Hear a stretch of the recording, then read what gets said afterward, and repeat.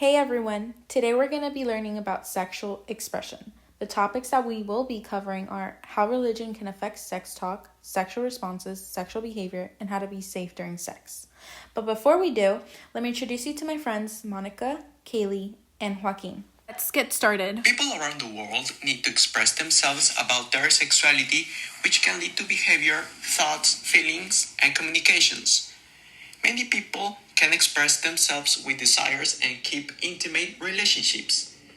Many expressions like kissing, hugging, and intercourse can happen through adult life and maybe with an intimate partner or own self. Sexual expression can have health benefits to improve quality of life, self-esteem, decrease stress, and depression. Love, shit. This sun don't. Oh, we have a hand. What's up, Joaquin? Sure. Everyone incorporates norms about sexual attitudes and behaviors around interactions with the family. There are cases in which students from married parents and traditional family backgrounds have conservative attitudes about sexual behavior. There are demonstrations of affection between the parents and to have talked to one or both parents about sex. Generally, people from such homes have fewer lifetime sexual partners. In contrast, Black teens have vaginal sexual relations earlier than other racial ethnic groups. Here we have a little demonstration about a little family and the son wanting to talk about sex, but the mom just doesn't, maybe because she's religious. There are changes that happen in our body during sexual behavior, psychologically and physiologically. They help us identify problems affecting sexual functions, such as illnesses, diseases, disorders, and etc. There's the Masters and Johnson's sexual response cycle that has 4 phases: excitement, plateau, orgasmic, and resolution phase. There are 2 primary physical changes that are vasocongestion and myotonia.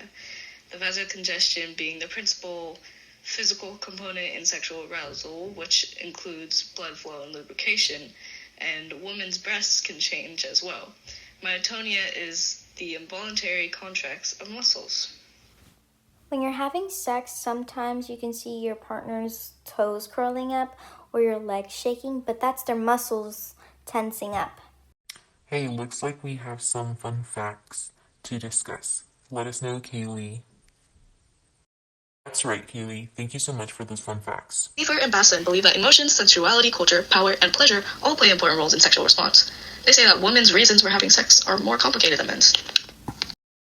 Now let's dive into what happens when you get older and have sex. 20 to 30% of men and women are sexually active in their 80s. It's been found that physical and emotional health is improved. Men and women both go through physical changes. For instance, men have rapid loss of erection after ejaculation, have fewer expulsive contractions during orgasms, and have a decrease in size and firmness of testes. Men, on the other hand, have reduced sexual interest. They also have painful vaginal lubrication due to menopause changes, and they also have decreased vaginal lubrication.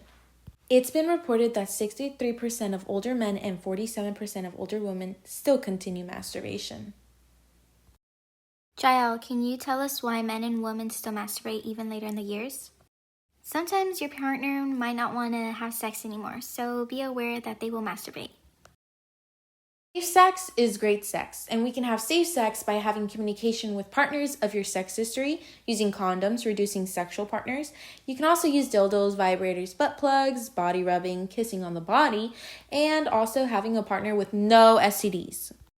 Unsafe sex would be vaginal or anal stimulation without latex gloves, sharing toys or condoms, or even having blood contact. Partnered sexual behavior. Have you ever heard of it? Well, it's when you engage in sex with another person. Partnered sex behavior reaches its highest point in a person's 20s and decreases over time with age. People have many reasons to engage in sexual behavior, such as wanting to reproduce, experience sexual pleasure, and reduce stress. Studies have found that women are more likely than men to prefer sexual behavior within the context of a committed relationship. Monica, can you give us an example of sexual behavior? Solitary sexual behavior is performed by oneself without the involvement of others. Some of the examples are self-stimulation to reach sexual pleasure and orgasm, sexual fantasies, and masturbation, which is common throughout both the woman's and man's life. Some men and women use vibrators or dildos during masturbation to help stimulate desired pleasure until orgasm.